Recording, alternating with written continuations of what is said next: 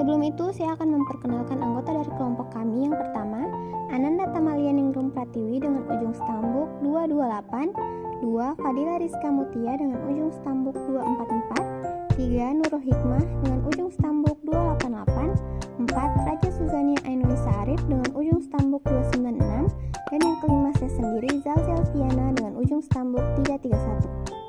Pengertian SIK atau Sistem Informasi Kesehatan adalah seperangkat tatanan yang meliputi data, informasi, indikator, prosedur, perangkat, teknologi, dan sumber daya manusia yang saling berkaitan dan dikelola secara terpadu untuk mengarahkan tindakan atau keputusan yang berguna dalam mendukung pembangunan kesehatan. Pengenalan sistem. Layanan kesehatan digital dan teknologi informasi membuka akses kesehatan universal. Salah satu contohnya aplikasi dokter, yaitu aplikasi dokter online. Sebenarnya, aplikasi dokter online ini sudah ada beberapa saat sebelum pandemi ini terjadi, akan tetapi menjadi makin relevan untuk saat ini. Kalau sebelumnya bisa dianggap sebagai sebuah tahapan sebelum berkonsultasi tatap muka dengan dokter, maka di masa pandemi, layanan dokter online dalam bentuk aplikasi kesehatan bisa sekaligus dilakukan untuk konsultasi online. Penebusan obat pun sudah bisa dilakukan cukup dari rumah. Sebagian besar kegiatan ini berjalan dengan asumsi bahwa semua yang terlibat kegiatan online ini memang benar-benar pasien, dokter, dan rumah sakit yang berkepentingan. Kesehatan digital dari e-health ke m-health, internet memberikan berbagai opsi bagi orang awam sebagai konsumen industri pelayanan kesehatan untuk meriset berbagai gejala yang ia rasakan atau yang terjadi pada tubuhnya. Sebelum memutuskan mengunjungi dokter, mencari pengalaman sejenis di internet memang menjadi langkah yang paling utama. WHO sendiri sejak 1998 mengakui peran internet dalam promosi produk medis dan obat-obatan. Pada tahun 2005, e-health atau electronic health yaitu penggunaan teknologi informasi dan komunikasi bagi pelayanan kesehatan dan informasi kesehatan mulai didorong untuk dimasukkan dalam layanan dan sistem kesehatan. Seiring meluasnya penggunaan dan makin canggihnya teknologi ponsel dan perangkat nirkabel pendukung, pada tahun 2016 muncullah konsep m-health atau mobile health, yaitu penggunaan teknologi nirkabel untuk kesehatan publik, guna meningkatkan akses ke informasi kesehatan, tenaga kesehatan, dan juga layanan kesehatan. Cakupan e-health lebih luas, melingkupi teknologi rekam medis elektronik, sistem administrasi pasien, hingga sistem di laboratorium kesehatan.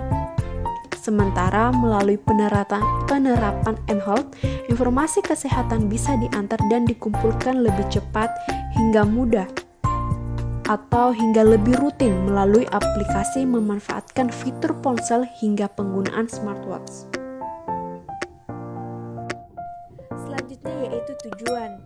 Adapun tujuannya yaitu untuk meningkatkan akses ke informasi kesehatan, tenaga kesehatan, dan layanan kesehatan.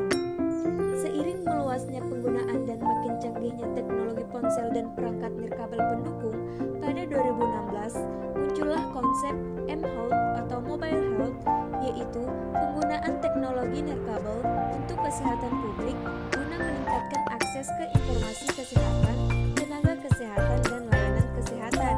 Cakupan e-health lebih luas, meliputi teknologi rekam medis elektronik, sistem administrasi pasien, hingga sistem di lab kesehatan.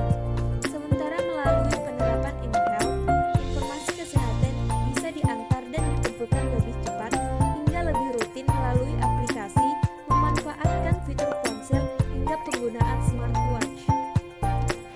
Baik, saya akan melanjutkan materi yaitu manfaat sistem.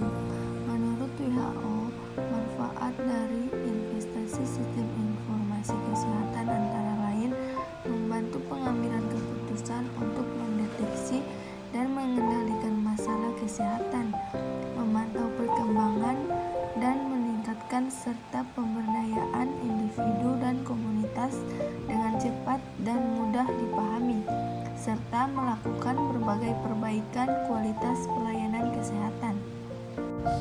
Baik, selanjutnya output system. Output merupakan semua keluaran atau hasil dari model yang sudah diolah menjadi suatu informasi yang berguna dan dapat dipakai penerima. Sedangkan teknologi merupakan bagian yang berfungsi untuk memasukkan input, mengolah input, dan menghasilkan keluaran. Komponen sistem di mana suatu sistem terdiri dari sejumlah komponen yang saling berinteraksi, bekerja sama, dan membentuk satu kesatuan. Suatu sistem tidak berada dalam lingkungan yang kosong, tetapi sebuah sistem berada dan bekerja di dalam lingkungan yang berisi sistem lainnya. Jika suatu sistem merupakan salah satu dari komponen sistem lain yang lebih besar, maka itu disebut subsistem. Sedangkan sistem yang lebih besar tersebut adalah lingkungannya. Komponen sistem informasi memiliki 6 macam. Yang pertama ada input. Input merupakan semua data yang dimasukkan ke dalam sistem informasi seperti dokumen-dokumen, file-file, dan formulir-formulir. Kemudian ada proses. Proses merupakan kumpulan prosedur yang akan memanipulasi input yang kemudian akan disimpan di dalam bagian basis data dan seterusnya akan diolah menjadi suatu output yang akan digunakan oleh penerima. Kemudian ada output. Output merupakan semua keluaran atau hasil dari model yang sudah diolah menjadi suatu informasi yang berguna dan dapat dipakai penerima. Kemudian ada teknologi. Teknologi merupakan bagian yang berfungsi untuk memasukkan input, mengolah input, dan menghasilkan keluaran. Kemudian ada basis data.